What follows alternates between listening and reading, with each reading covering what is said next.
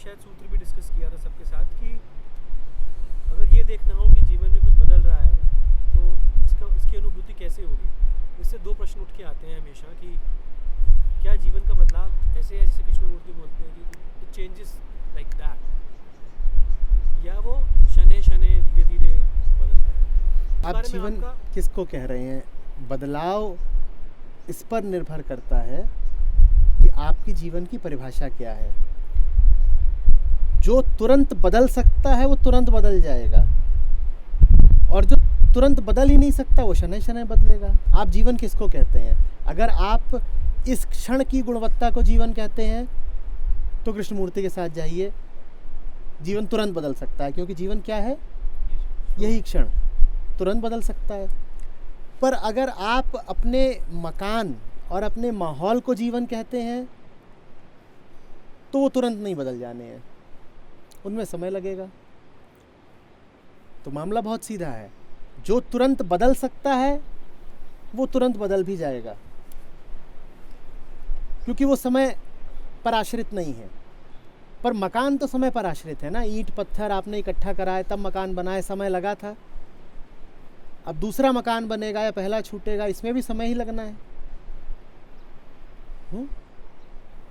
जो देख रहे हो वो स्थूल हो सकता है, लेकिन स्थूल निगाह से स्थूल को देख करके कुछ नहीं जान पाओगे। पदार्थ को देखते हो तुम, पदार्थ स्थूल ही होता है, लेकिन पदार्थ को अगर बारीकी से देखना होता है तो किससे देखते हो? स्थूल पदार्थ को स्थूल नज़र से देख के कुछ पता चलता है क्या? स्थूल पदार्थ को भी अगर बारीकी से देखना है तो किससे देखते हो? माइक्रोस्कोप से। पदार्थ स्थूल होगा, नज़र थोड़ी ही स्थूल होनी चाहिए। देखिए, एक मामले में जीवन पूरा यही खेल है, वरीयता देने का, मूल्यों का। और उसमें बड़ा दुष्चक्र फंस जाता है हमारा।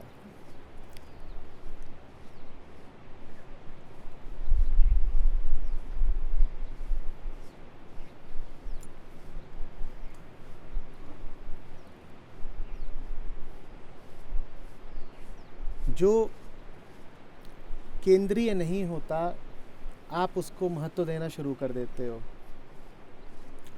जैसे ही आपने उसको महत्व दिया जो केंद्रीय नहीं है, आप उसको अनिवार्यतः भुलाओगे ही भुलाओगे जो केंद्रीय है। दोनों को एक साथ लेके नहीं चल सकते। अब फंसे। क्यों फंसे? क्योंकि उसको महत्व देते ही जो केंद्रीय नहीं है, आपकी दृष्टि भी सूक्ष्म नहीं रही। आप समझ रहे हो? अब आपके लिए और मुश्किल हो जाएगा ये पकड़ पाना कि आपने गलत चीज को कीमत दे दी थी।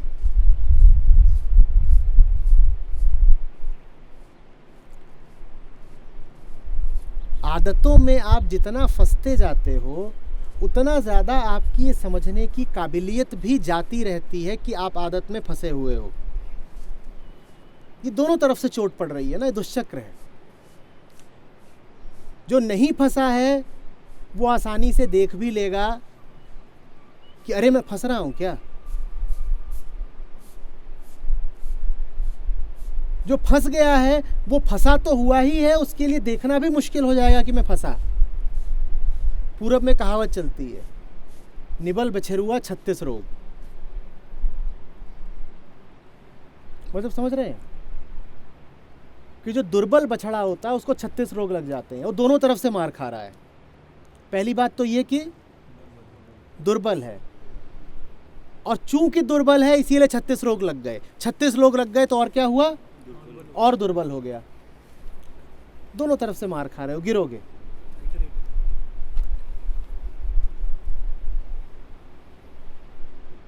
तो हर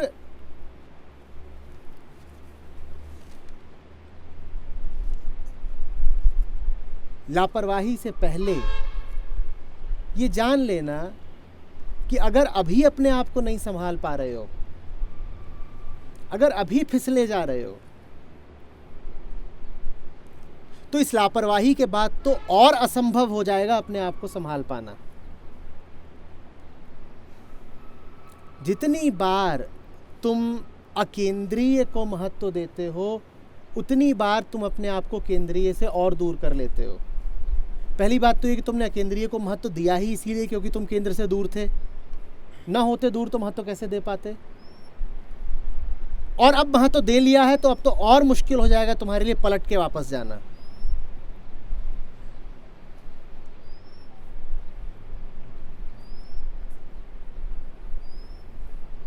आ रही बात समझ में? आप एक थोड़ा सा शारीरिक उदाहरण आ रहा है, रिदम को देखा। आप किसी जिम में जाइए तो ट्रेडमिल पर आप सबसे ज़्यादा और सबसे तेज़ उन लोगों को पाते हैं जो सबसे ऑलरेडी फिट है, पहले ही ठीक है। और जिस बेचारे को ट्रेडमिल की सबसे ज़्यादा ज़रूरत है वो हाँफ रहा होता है, हाफ हाफ हाफ 5 मिनट तक 3 की स्पीड पे चल के उतर जाता है।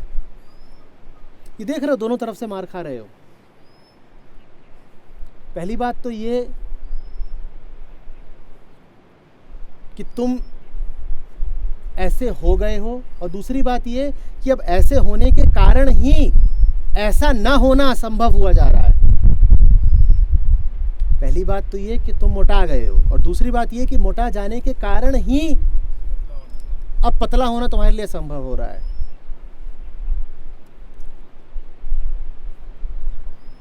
आप किसी फास्ट फूड जॉइंट पर चले जाइए,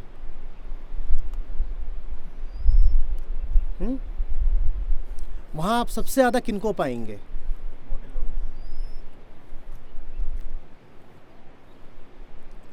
देख रहे हो ना कैसे फंसते हो।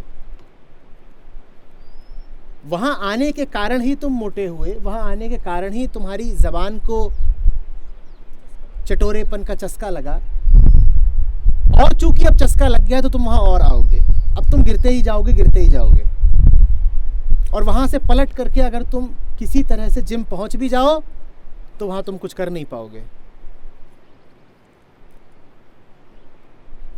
बड़ा आकर्षण होता है, आदमी के मन में बड़ा विश्वास बैठता है कि चलो ना, एक बार की बात है, कर लेते हैं, या कि कोई संतुलन स्थापित कर लेते हैं। संतुलन जैसा कुछ नहीं होता। जो जरा सा फिसला वो फिर फिसलता ही जाएगा।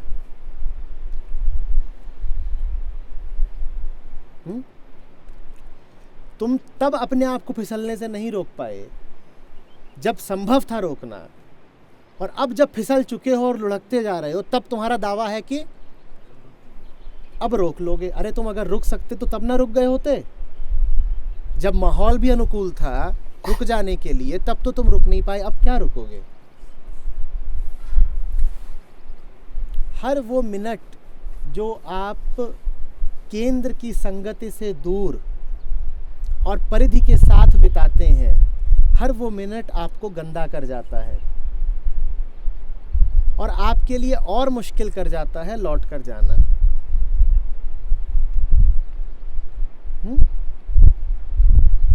ध्यान इसी का नाम है।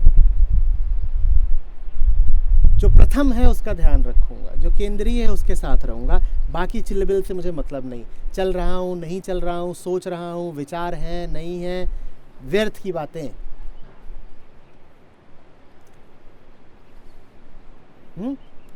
बाकी और बातों पे ध्यान ही नहीं देना। एक ही बात कीमती है, तेरे साथ हूं कि नहीं हूं। तेरा साथ है तो मुझे क्या कमी है, बस वही। तुम्हारे साथ है तो फिर जो हो रहा हो चलेगा। फिर सोच रहे हो तो भी ठीक है, नहीं सोच रहे हो तो भी ठीक है। ये बेकार की बातें हैं कि विचार करें कि ना करें, कितना करें, क्या करें। इन बातों में उलझ के आप महत्वपूर्ण बात को भूल जाते हो।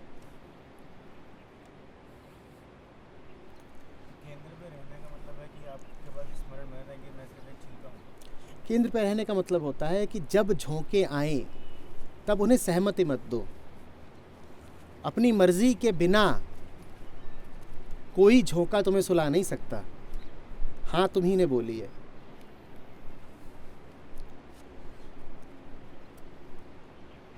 हाँ बोलने से पहले ठिठको, पर ना बेईमानी है। सेंटर का मतलब होता है कि तुम्हारी पूरी ईमानदारी के साथ तुम्हें जो कुछ भी कीमती लगता हो, हिम्मत दिखाओ उसी के साथ रहने की, डर मत जाओ।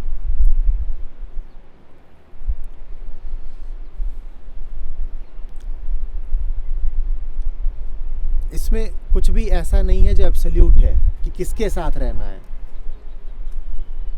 तुम्हारी कुछ तो बुद्धि चलती है ना,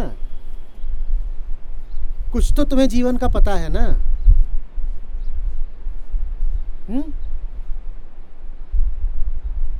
नंबर 5 और नंबर 10 में चुनाव करना हो तो किसके साथ जाना है? नंबर 5 के साथ जाओ। हो सकता है तुम्हें 1, 2, 3, 4 की कोई खबर ही ना हो। तुम्हें खबर नहीं है तो तुम्हें माफी है। पर वरीयता क्रम में, और मैं तुम्हारे ही वरीयता क्रम की बात कर रहा हूं, किसी और ने लिख करके नहीं दिया है, कहीं और से कोई अध्यादेश नहीं जारी हुआ है। तुम्हारा ही अपना जो व्यक्तिगत वरीयता क्रम है, पूरी छूट दे रहा हूं, कह रहा हूं व्यक्तिगत वरीयता क्रम, तुम्हारा ही मन जो बताता हो, तुम्हारा ही मन जो वरीयताएं स्थापित करता हो, उसमें अगर नंबर 5 और नंबर 10 के बीच में चुनाव करना हो तो नंबर 5 के साथ चले जाओ। ये मत कहना कि प्रथम का मतलब तो होता है नंबर 1 और नंबर 1 का तो हमें कुछ पता नहीं, तो इसीलिए 5 के साथ जाएं या 10 के साथ जाएं, बात एक बराबर है। 5 और 10 एक बराबर नहीं है। 10 के साथ जाओगे तो तुम्हारा अगला पड़ाव होगा 15, 5 के साथ आओगे तो अगला पड़ाव होगा 4। एक में ऊर्ध्वगति है, एक में अधोगति है। आसान है ना? तुम्हारी ही अपनी जो व्यक्तिगत वरीयताएं हो उनमें ईमानदार तो रहो। पूर्ण सत्य तुम नहीं जानते, कोई नहीं जानता। अरे जीवन का जितना पता है, थोड़ा बहुत आंशिक, उस पर तो ईमानदारी से चलो, या उसमें भी कोई दुविधा है?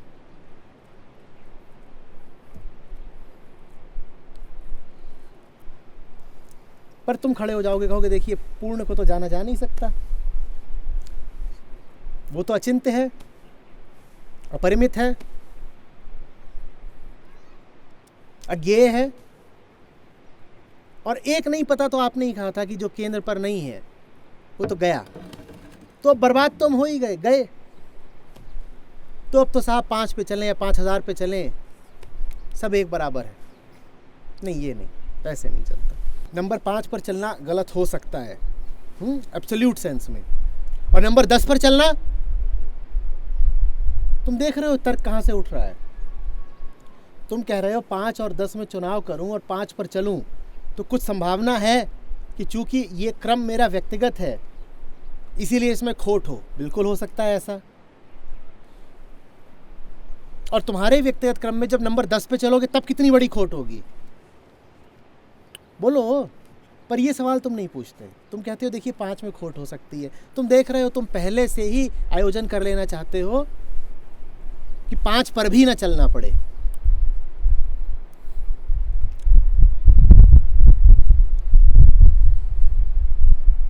असल में पहाड़ पर चढ़ने जैसी बात है। जितना चढ़ते जाते हो ना उतने अकेले होते जाते हो, मामला उतना सिमटता जाता है। ऊर्ध्वगति हमेशा निजता देती है।